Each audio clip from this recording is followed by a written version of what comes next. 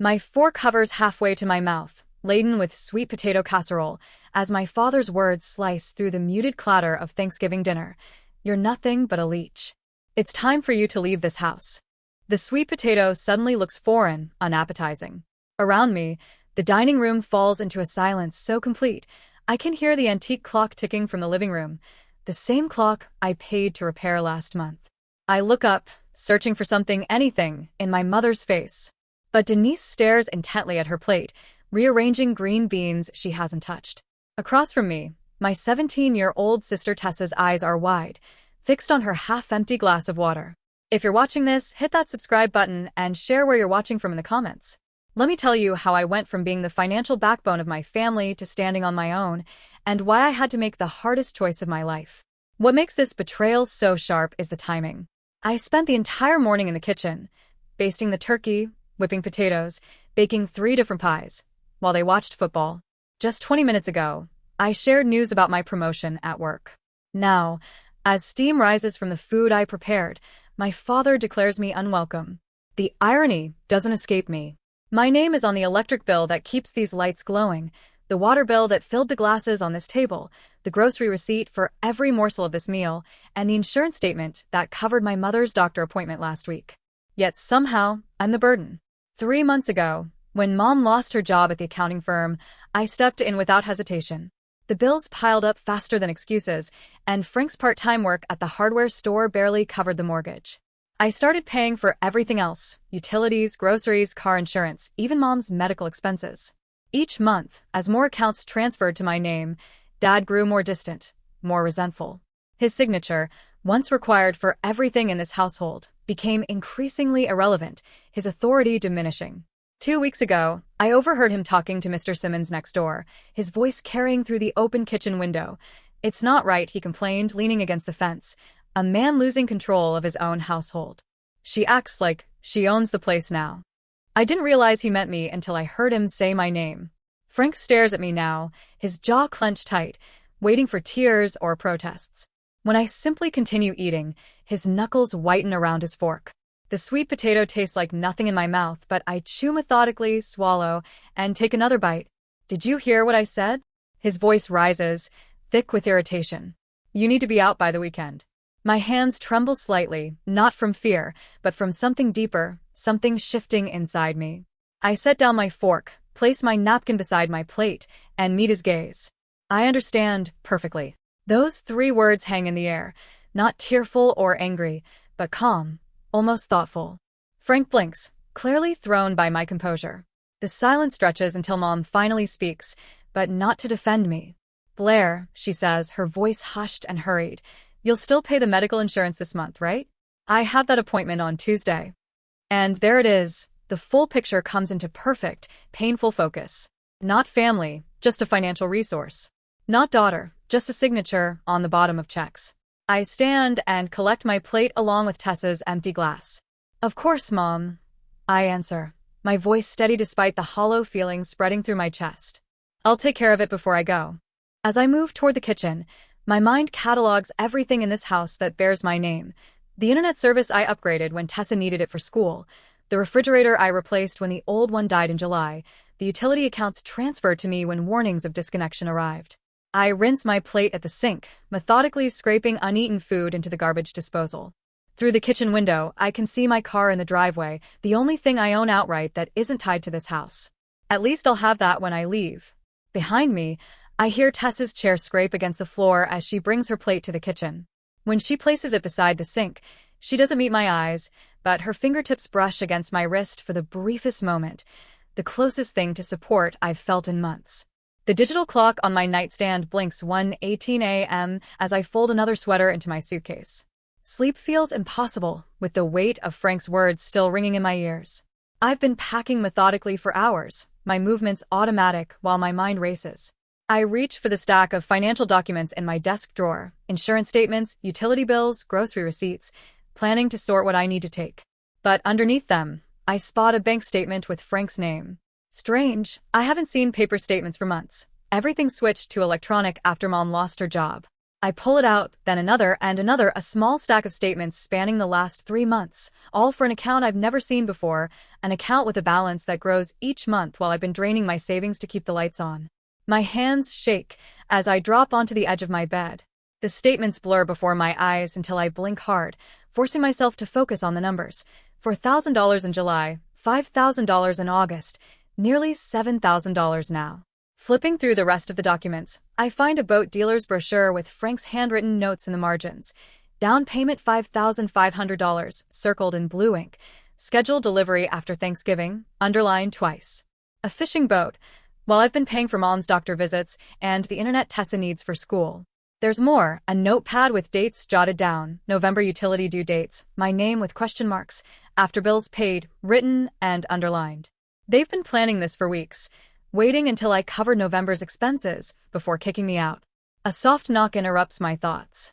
The door opens just enough for Tessa to slip through, her eyes wide as she takes in the packed boxes and open suitcases. "You're really leaving?" she asks, hovering by the door like she's preparing a quick escape.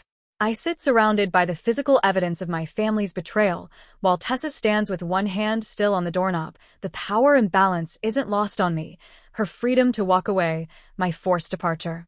"Dad didn't give me much choice," I answer, tucking the bank statements into my purse. Tessa chews her bottom lip. "Mom said they need your room for storage now that Dad's buying that boat." The casual confirmation hits like a physical blow. "Boat. The fishing boat he put a deposit on last month." Tessa's voice drops to nearly a whisper. "I heard them planning all this weeks ago, how they'd wait until after you paid the bills for November." "You knew." The betrayal expands, growing tendrils that reach even to Tessa. Her eyes fill with tears. "I was scared to tell you. Dad said anyone who warned you would be next." I want to be angry with her, but the fear in her face is too real. She's still a child navigating the same manipulative household I'm escaping. "There's more," she continues, glancing nervously at the hallway. "Those medical appointments Mom's been having, the ones you've been paying for with your insurance?" Last week, she came home with her lips all puffy. She told Dad the doctor said she couldn't drink through a straw for 2 days. Tessa mimics our mother's distinctive eye roll. "It wasn't a checkup, Blair. It was fillers." The room seems to tilt slightly. I've been eating ramen noodles 3 times a week to stretch my budget while my mother gets cosmetic procedures on my insurance. I pull out my bank app and show Tessa my account balance, $763.42.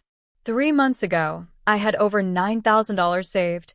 I tell her, "This is what's left after covering everything here. If I'd stayed even 1 more month, I'd have nothing left." The severity of my situation crystallizes as I say it aloud. I've been on the brink of financial ruin, pouring everything into a family that sees me as nothing more than an ATM. "Dad said if you try to take any furniture, he'll report you for theft," Tessa says. "Even the stuff you bought?" Of course he did. I glance around at the desk I purchased when I started working from home during the pandemic, the bookshelf I assembled myself, the bedding I bought with my first paycheck. He also called the bank today about getting your name off the utility accounts. The time pressure hits me. I need to secure housing, protect what remains of my finances, and untangle myself from the family accounts before they can cause more damage. I reach under my bed and pull out a shoebox. Inside are receipts for everything I've purchased for the house, organized, dated, with my credit card statements attached. The desk, the new refrigerator, Tessa's laptop, the living room carpet, even utility bills with my name clearly listed as the account holder. A small victory in this sea of betrayal, proof that I'm not crazy, that I've been carrying this household while they plotted behind my back. Tessa watches me sort through the receipts, her expression unreadable. "Blair," she asks finally, "what would you do in my place if you had to choose between standing up for what's right and keeping peace in the only home you have?" I pause, surrounded by the evidence of my family's manipulation. Should I confront my parents with this proof or simply leave and let them discover the consequences on their own? Standing up for myself might bring closure, but a quiet exit would avoid a painful confrontation. What would you do when the people who should love you unconditionally have proven they only value what you provide? I look at my sister, caught in the same toxic environment I'm escaping, and realize I don't have an easy answer for either of us. 3 days later, during my lunch break at my part-time job, my Aunt Phyllis's voice crackles through the phone, each word landing like a slap. Honestly, Blair, I never thought you'd abandon your parents when they needed you most. I gripped the phone tighter, watching my knuckles turn white. 3 days since Thanksgiving, and Frank has already constructed his version of events for the family to consume. Did Dad mention he kicked me out? I ask, keeping my voice level. He said you left them high and dry after a little disagreement, she says, her tone heavy with judgment. They're organizing a family meeting at my house this weekend to discuss your behavior.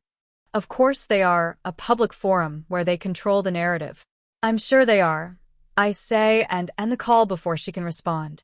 After my shift, I sink onto the edge of Drew's pull-out couch, now my temporary bed. My entire life sits in 4 hastily packed boxes and 2 suitcases stacked against the wall.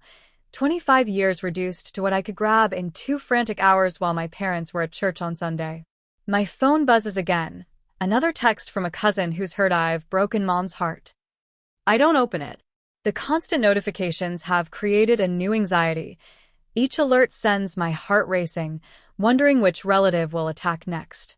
When Drew returns from her shift at the hospital, she finds me cross-legged on the floor, surrounded by paperwork.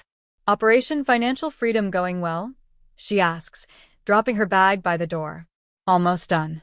I tap my pen against a notebook filled with account numbers. I've canceled the automatic payments for their utilities, removed myself from their cell phone plan, and called to take my name off their internet service.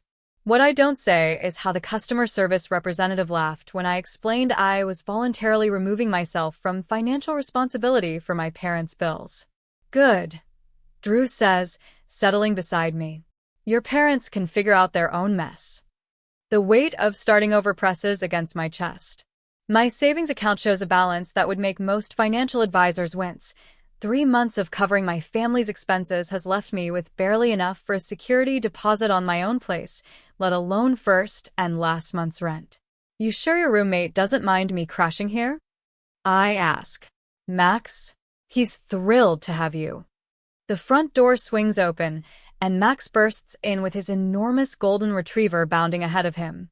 Blair, Max announces. You have to meet the world's worst therapist, but he works for treats. He tosses a tennis ball across the apartment, and Baxter launches after it, all flailing paws and wagging tail. The dog returns, dropping the slobbery ball in my lap with expectant eyes. He thinks you need this more than he does, Max says, his expression serious despite the ridiculousness of the moment. Sometimes the best therapy has 4 legs and terrible breath. When Baxter nudges my hand with his wet nose, I find myself laughing for the first time in days. The sound surprises me, almost foreign to my ears. 5 days after my escape, I sit at Drew's kitchen table, laptop open to job listings that might offer better pay. My current position covers my basic needs, but not the kind of emergency fund I'll need to truly rebuild. My phone lights up with my mother's name. I consider letting it go to voicemail, but something tells me to answer. What have you done? Denise's voice comes through, sharp and panicked. The power's out, the internet's down, and my insurance was declined at my appointment. I take a slow breath, feeling strangely calm. I stopped paying for things that weren't my responsibility. But you can't just leave us like this. We're your family. The desperation in her voice might have moved me once, but now I hear the manipulation beneath it. Family doesn't call family a Leech at Thanksgiving dinner, I say, surprised by the steadiness in my voice. Your father didn't mean it, she says, her tone shifting to something softer, placating. You know how he gets. I do know. That's the problem. I end the call and set my phone down carefully, as if it might burn me. Later that evening, Drew leans over my shoulder as I create new passwords for my email and banking accounts. I notice some suspicious login attempts on your accounts, she says, pointing to the security alerts. We should set up fraud alerts, just to be safe. The contrast isn't lost on me. Drew asks before borrowing my charging cable, while my family felt entitled to everything I owned. Even now, Drew stands a respectful distance away, waiting for my response instead of grabbing the laptop to do it herself. Good idea, I say. Thanks. That night, I scroll through apartment listings within my budget, small studios, most of them, but they represent something I've never fully had, a space that's completely mine, where no one can tell me I don't belong. I don't ask anyone's opinion about the neighborhoods or worry whether the kitchens are big enough for family gatherings. The decisions are mine alone. The next morning, I head to a local credit union and open a new account under just my name, transferring every penny from my old account, the one my parents know about. My phone pings with a text from Tessa. "Mom looking for your banking info. Says she needs to check something. Don't trust her." I've barely finished reading when my phone explodes with notifications. 6 missed calls from home in the last hour. Simultaneously, an email appears. Fraud alert. Password reset attempt on your banking app. I stare at the screen, anger rising like a tide. They're not just trying to guilt me into coming back, they're trying to take what little I have left. A day later, the bank representative's voice carries a note of concern that feels strangely validating. "Miss Mitchell, we've blocked 3 separate password reset attempts from your parents' home address in the last 24 hours. I grip my phone tighter, pacing the small confines of Drew's spare bedroom, my temporary sanctuary. "And you're certain they can't access anything?" "Positive. We've flagged your account for enhanced security measures. Any changes will require in-person verification with photo ID." My chest loosens slightly as I thank her and end the call, adding her name to my growing documentation notebook. Methodical calls have yielded similar results. Credit cards secured, utilities formally removed from my name, medical insurance accounts protected with additional verification steps. The electric company representative had sounded almost impressed. "Smart move contacting us. Your mother called yesterday trying to reinstate service in your name without authorization." Each confirmation acts like a brick in the wall I'm building between my former life and whatever comes next. Not a wall of anger, though that simmers beneath the surface, but of protection, solid, necessary, and entirely of my own design. Drew appears in the doorway with a steaming mug. "Tea with honey. Thought you could use it after all those calls." I accept it gratefully, wrapping my hands around the warmth. Last one done.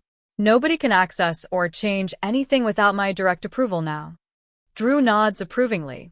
"How does it feel?" Before I can answer, a thunderous pounding rattles the apartment door. The tea sloshes over my fingers as Drew and I exchange startled glances. "Blair." My father's voice booms through the wood. "Open this door right now." Drew motions for me to stay put, but I'm already moving. This confrontation has been inevitable since the moment I walked out. The pounding intensifies as I approach, each impact like a physical blow.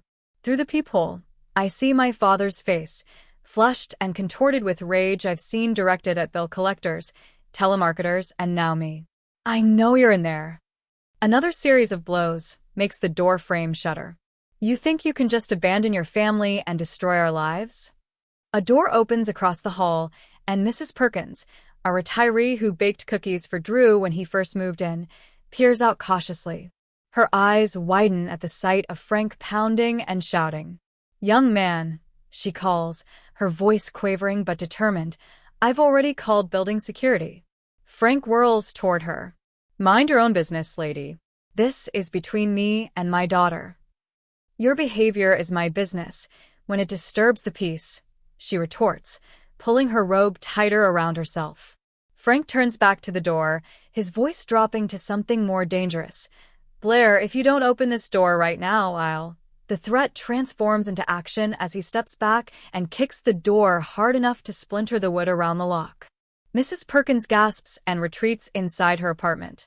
My hands tremble as I dial 911, speaking quietly to the dispatcher while Frank continues his assault on the door. Through the damaged wood, I hear the elevator ding, followed by heavy footsteps. "Sir, step away from the door immediately." The authoritative voice of the building security guard cuts through Frank's shouts. "This is my daughter's place. I have every right. You have no right to damage property or disturb residents. Police have been called." Frank's response is lost in the sound of sirens approaching outside. Minutes later, I watch through the peephole as two officers escort my father down the hallway, his wrists cuffed behind his back, while he continues to shout that I'm the one destroying our family.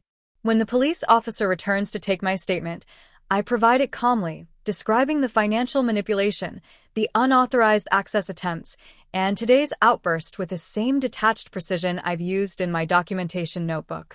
The officer, Rodriguez, nods thoughtfully as he takes notes. Would you like to press charges for the attempted break-in? The question hangs in the air as Drew returns from speaking with building management about the damaged door. Yes, I say, the words small but firm, and I'd like to file for a restraining order. Later, as I watch the police car drive away with my father in the back seat, I wonder, was filing an official report too harsh a response to years of manipulation, or was it the necessary step to protect myself from further harm? Drew squeezes my shoulder gently. Max is bringing home some security cameras for the entrance. We'll set them up tonight. I nod, grateful for the practical support that asks nothing in return. My phone buzzes with a text from Tessa. Mom took your laptop and camera from your room. Said they're collateral for what you owe them. The message lands like a stone in my stomach. More theft to add to the emotional robbery they've committed for years. I thumb a quick response. Do you know where she took them? Tessa's reply comes almost instantly. Heard her on the phone with Parkway Pawn. Said she got $300 for both. I show Drew the message, anger rising fresh and hot in my throat. Those were worth over $2,000. Do you have receipts? Serial numbers. I nod, thinking of the meticulous documentation I've maintained for tax purposes. Everything. An hour later, Officer Williams takes my theft report with appropriate seriousness, examining my purchase receipts and noting the serial numbers. Pawning someone else's property is a criminal offense, she explains, her tone professional but kind. We'll contact the shop and recover your items.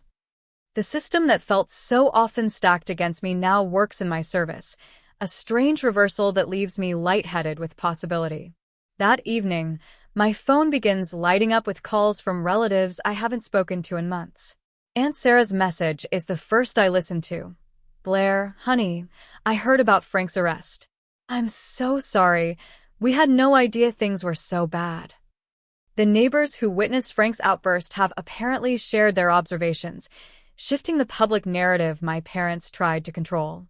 The story is spreading, cracks forming in the facade my parents constructed.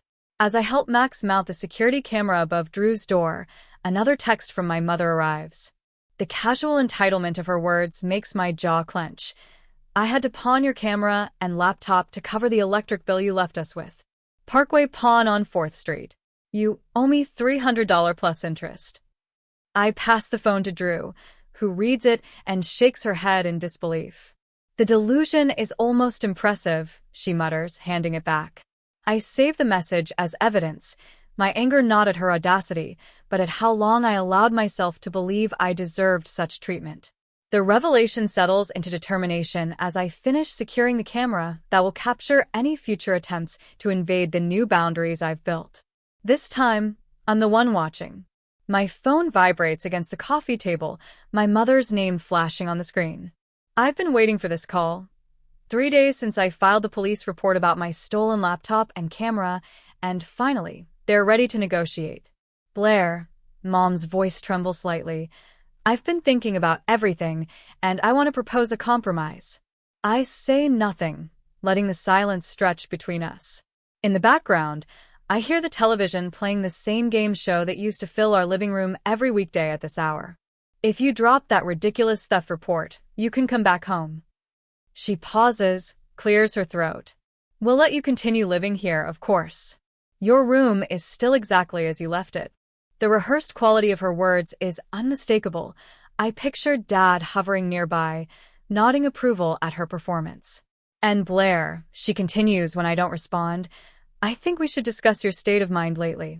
Frank and I are concerned that you might be having some kind of breakdown. That's something our friends and family would understand better than what you're claiming happened. The threat lands with perfect clarity. Drop the charges or be labeled unstable. I take a slow breath.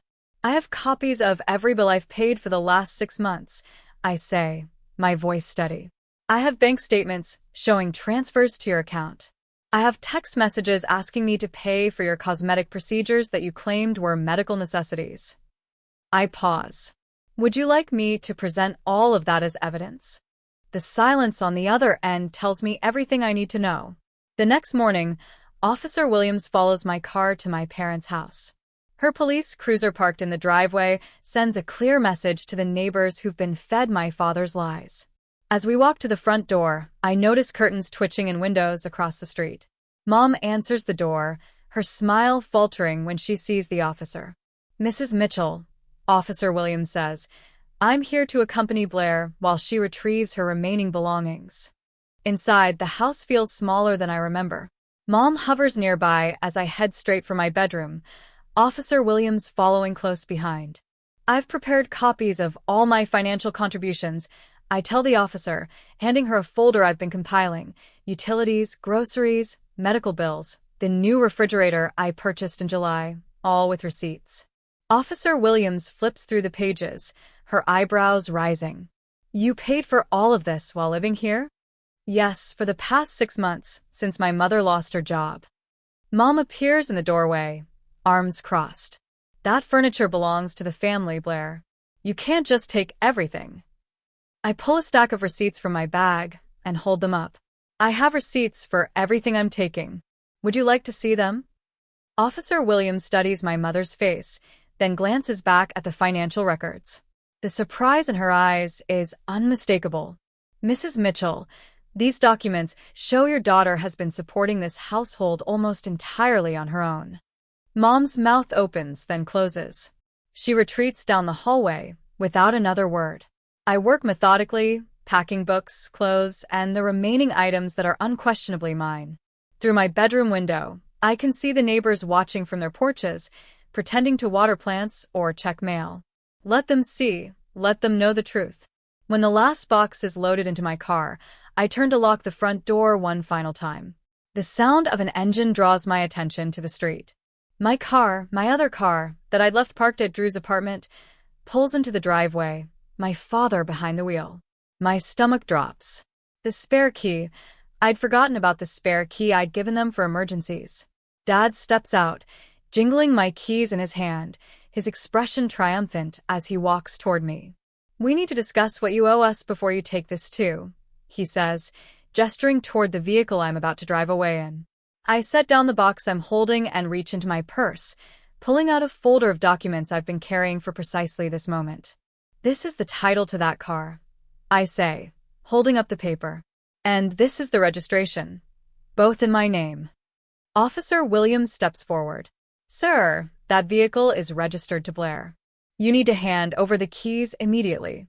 The color drains from Dad's face as he looks from the documents to the officer. His hand tightens around the keys. I paid for her college, her braces, 18 years of the keys, Mr. Mitchell. Officer Williams extends her hand. Slowly, Dad's fingers uncurl. The keys drop into the officer's palm with a soft jingle. As she passes them to me, I see something I've never witnessed before: my father's complete deflation. The man who has towered over our family for decades suddenly looks small, diminished.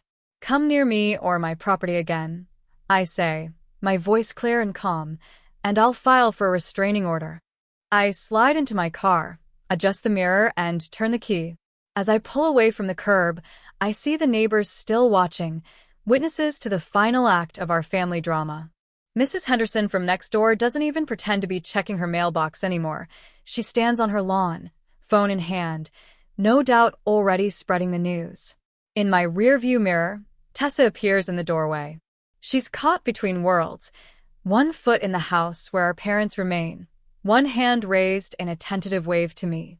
Her face reflects both sorrow and something else. Admiration, perhaps, for the strength she hasn't yet found for herself. I'm 3 blocks away when my phone buzzes with a text from Tessa. They're blaming me now. What do I do? The light ahead turns red. I press the brake and stare at the screen, watching those 3 dots appear as she types something else, then disappear. My sister, the one innocent party in all of this, now stands where I once did, bearing the weight of our parents' manipulation. The light changes to green, but I remain still, cars honking behind me as I consider what comes next. Sunlight streams through gauzy curtains I chose myself, painting warm patterns across the hardwood floors of my apartment. 3 months have passed since I drove away from my parents' house with Officer Williams's business card tucked in my wallet. The difference between then and now still catches me by surprise sometimes. I run my fingers along the edge of my desk, where neatly organized bills fan out like a deck of cards: electricity, water, internet, renters, insurance, all in my name, all comfortably within my budget. No one else's financial emergencies hiding between the envelopes. My bank statement sits open beside them, the numbers growing modestly but steadily each month. The emergency fund I depleted supporting my family is slowly rebuilding itself. 6 months of security is my goal. I've already reached 2. The quiet contentment of making decisions without defending them feels like a luxury I'm still getting used to. Last weekend, I painted an accent wall deep teal without asking anyone's permission or hearing how I'd regret the color choice. The freedom to make even small choices feels enormous. A year later, my apartment buzzes with the gentle hum of conversation and laughter. I slide a golden brown turkey onto my dining table, smaller than last year's, but cooked to perfection. The irony of hosting Thanksgiving isn't lost on me. "Can I help with anything?" Tessa asks, hovering uncertainly by the kitchen counter. My sister looks different now, taller, somehow, though she hasn't grown an inch. Maybe it's the confidence she's developing away from our parent shadow. "Your company is contribution enough," I tell her, the words flowing naturally. How different from the tally of expenses I once kept in my head, measuring my worth by what I provided. I move around my space with an ease that would have seemed impossible last November. The dishes don't match perfectly, the table is secondhand, but everything here is genuinely mine, chosen with care rather than acquired through obligation. Drew raises her glass as we settle around the table, to found family and boundaries worth keeping. Max and Tessa lift their glasses in response. My sister has flourished since moving into her college dorm 3 months ago. I helped her navigate financial aid forms and housing applications, knowledge from my own journey, becoming stepping stones for hers. Later, as Tessa and I sort through scholarship applications at my kitchen counter, she mentions the latest family update. "They lost the house last month," she says quietly. "Dad's still blaming the bank, the economy, everyone but himself. They're staying with Uncle Rick, but he's already dropping hints about them finding their own place." I nod, glancing at the stack of unopened letters on my bookshelf. 5 envelopes, all from my parents, all unread. Setting boundaries doesn't mean I don't sometimes wonder what they say. "They still blame you for everything," Tessa continues, her pen tapping against the scholarship form. "But honestly, they're just facing what would have happened anyway. Your money was just postponing the inevitable." I help her highlight a key section on the housing assistance application, thinking about choices and consequences. As I helped Tessa build her independent life, I sometimes wondered, is maintaining complete separation the healthiest choice when family has betrayed you so deeply? Or is there value in allowing limited contact on your own terms? What would you do when those who should have protected you want back into your life after you finally found peace without them? Thanks for listening to my story, you amazing people. Don't forget to subscribe to Warth Stories and share your own experiences in the comments. Your voice matters. Tell us where you're watching from and let us know, how would you handle a family that betrayed your trust? Stay tuned for more real stories about real people finding their strength.